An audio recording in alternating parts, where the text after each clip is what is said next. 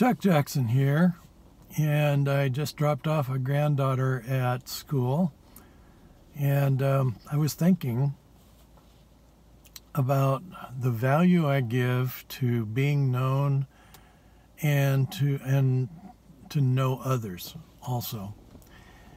And it's one of the great things about having a job where you actually go from place to place making deliveries to people, because you end up with a look at what's out there, and you interface with basically a whole cross section of society, and it's so interesting what other people are doing and how they do what they do, and what is there out there to do, and what different businesses, different kinds of houses people live in, whatever. So it's like I'm a very curious person, and the curious always have something to discover. So I give this big value to outreach and, like I say, knowing and being known.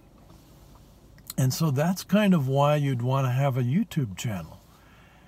But if you're going to have an outreach with a YouTube channel, why would you pick a Cocoon of Sanity for the title of that channel? Because that implies, such a loner aspect to one's life, and, kind of getting away from people. It sounds like that.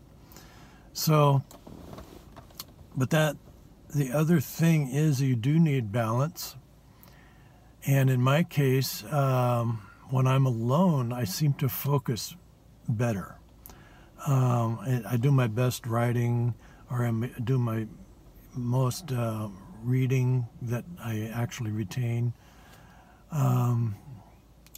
Doing work in high school or college, it was easier for me to focus when I wasn't in a situation where there were distractions. I guess I'm very easily distracted. So I remember in high school how tired and sleepy I would get trying to do my homework in the evening. But if I got up early in the morning, no one else was around. It was too early. And it was easier to focus, and I do better under pressure. So when I got to school, everything was fresh in my mind. I just studied for the test, I got everything done with my homework, and you feel like you've accomplished something already before you even get to school. And it set the day up for more engagement. When I was in college, I commuted 20 miles, and I had a 66 Volkswagen. And the idea is I would stay there all day because I had a lab in the evening. So I didn't want to drive 20 miles home, 20 miles back to the lab. And if you have this time that you're staying around, it's a good time to do all the homework and studying and everything that you need to do. Because by the time you get home, it's going to be evening. And so I noticed that being easily distracted, that I didn't get much done if I was in the student center where other people are studying, and it turns into a social event. And there's vending machines and all these different attractions. So I got the idea to use the Volkswagen for a cubicle. And I found out if you unhook the spring on the bottom of the passenger seat, it will slide clear off the rails, and you can turn it around and put it back on its track, and now facing the rear, and fold down the rear seat, and you've got a little card table sized space back there.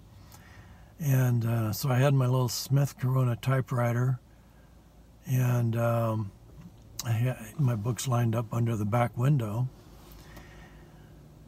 And Cocoon of Sanity is a kind of a good title for a situation like that, because I was doing all my creative thinking in this cubicle, and it was so much easier to do that because there were no distractions. And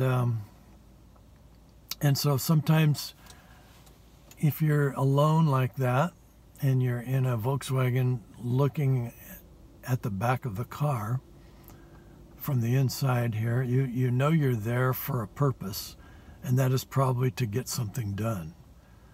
And oh yes, and of course I know that looks funny. So, but there weren't any, like people walking by to see me, so I didn't really feel like I was being perceived or judged or anything for doing something that weird. But the van is kind of the sequel to the Cocoon of Sanity Volkswagen.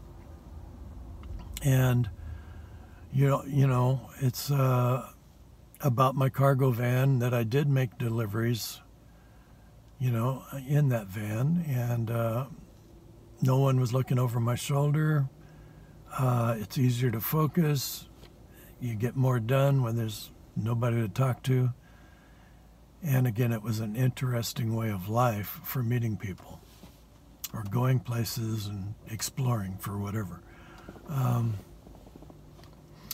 So the van is like the closest thing I'll ever have to a man cave.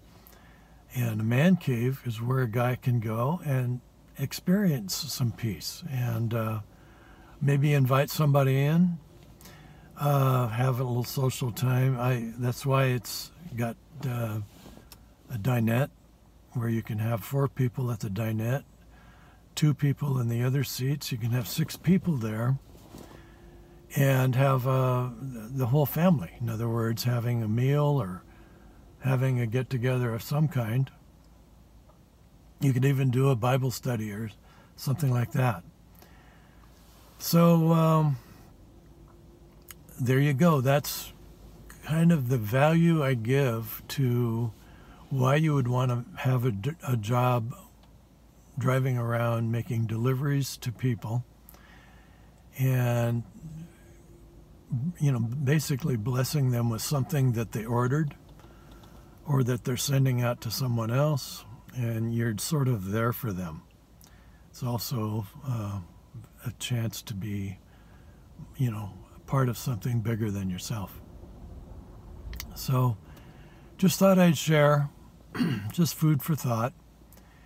And if you thought this was interesting and you enjoyed anything that I had to say, feel free to like and subscribe, and have a blessed day.